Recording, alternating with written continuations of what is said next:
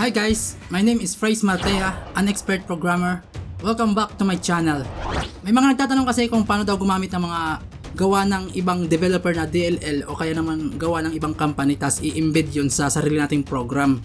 Mabilis lang naman to kaya gumawa ako ng video para sa how to install a Nugget package gamit yung Visual Studio. So simulan na agad natin. So ayan guys, natapos na nga yung project creation natin. Yung pangalan ng project natin is How to Use Nugget Package. Ipupush ko din yan sa GitHub para ma-pull nyo at napag-practicean nyo. Para makapag-install ng mga packages, kailangan nyo lang i-right click yung project. Then sa menu, click nyo lang yung Manage Nugget Packages. Tapos lalabas na yung window na to. Tapos dito pwede na kayong mag-search ng mga package na kailangan nyo sa program nyo.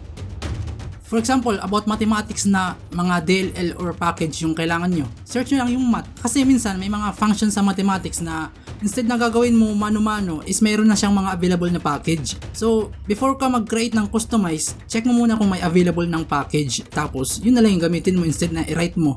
Kasi kung i-write mo ng sarili mo, baka umabot ng isang buwan compare sa mag-install ka lang ng package, ilang minuto lang yan o segundo. Pero sa demo natin ngayon is yung password encryption yung gagamitin nating DLL. So, nag-search na nga tayo ng encrypt. Check nyo din muna yung project page para makita nyo yung documentation ng package na to.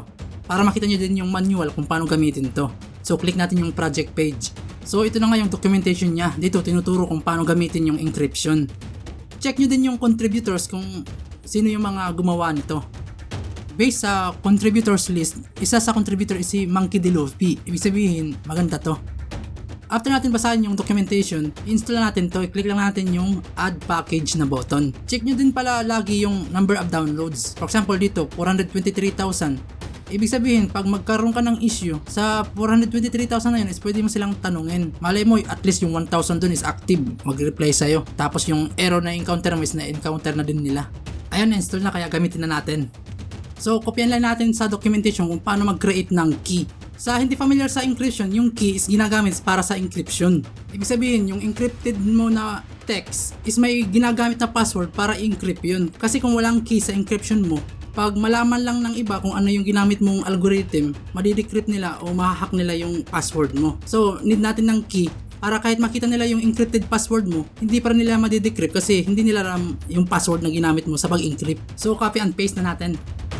So, na-paste na natin. Kailangan natin i-define yung namespace na netcore.encrypt para magamit natin yung mga class under sa package na yan. Ayan, na-add na natin yung namespace kaya tuloy na tayo.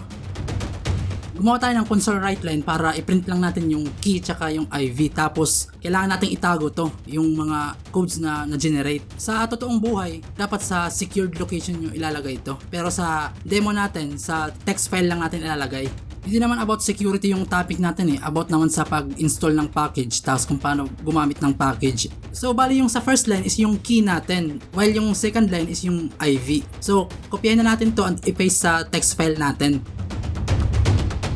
So dito sa project natin is nagdagdag ako ng text file. Yung name niya is sample configuration. Kunwari ito yung secured location natin. Tapos doon ko pinaste yung mga codes natin which is yung first line is para sa key, second line is para sa IV.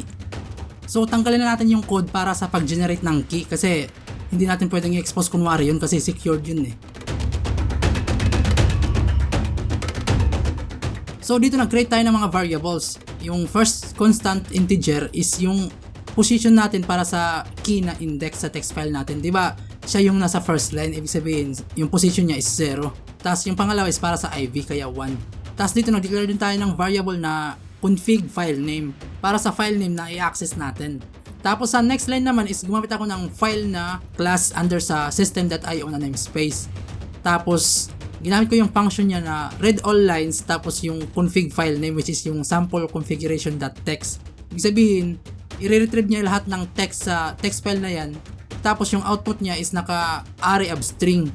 Ibig sabihin, since dalawa yung laman nun is mayroon tayong dalawang items sa array natin which is yung 0 na position is para sa key while yung position 1 naman is para sa IV natin.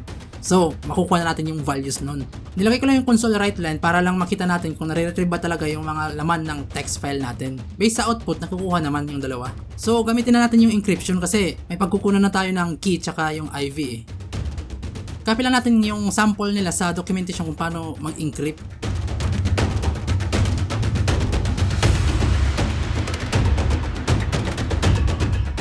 So dito nag-declare tayo ng variable na password. Bali ito yung password natin kunwari.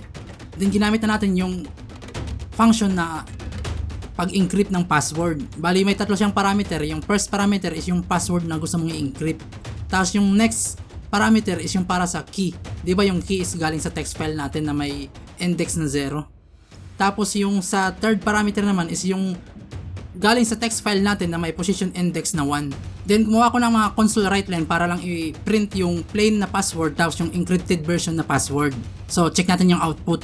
So yung encrypted password, yan yung ini-store natin sa database instead na yung plain na password. Kasi kahit kung sino man yung mag-open ng database tapos makita yung password mo, hindi niya pa rin maintindihan kung anong ibig sabihin yan, 'di ba? Kasi kung plain lang, makikita niya kung ano yung password mo. Yun yung purpose ng encryption. So dito sa next line natin is hihingi tayo ng password galing sa user para i-compare natin sa password natin na encrypted. Para ma-compare natin yung inputted password sa encrypted password natin, kailangan muna natin itong i-decrypt para bumalik siya sa plain text saka natin i-compare. So balik tayo sa documentation tapos kopyahin natin yung code paano mag-decrypt gamit yung package na to.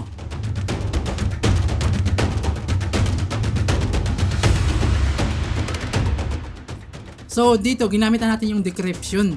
Bali yung first parameter niya is yung encrypted version ng password natin. Tapos sa second parameter ganun pa din yung para sa key. Tapos yung third parameter is para sa IV. Then dito sa baba is may condition tayo. I-check natin yung decrypted version which is yung plain version. Tapos yung in-input ng user. Pag parehas daw, mag-print tayo ng success. While pag hindi nag-match, failed. So kung makita nyo sa output, nag-type ako ng any password tapos yung result niya is failed. Try naman natin yung same password kung magsa-success siya. So nung nag-input ako ng password na same ng nasa password natin na encrypted version, nung dinecrypt tas minatch siya, nagparehas yung value niya kaya success yung lumabas. So ganun lang guys yung paggamit ng package.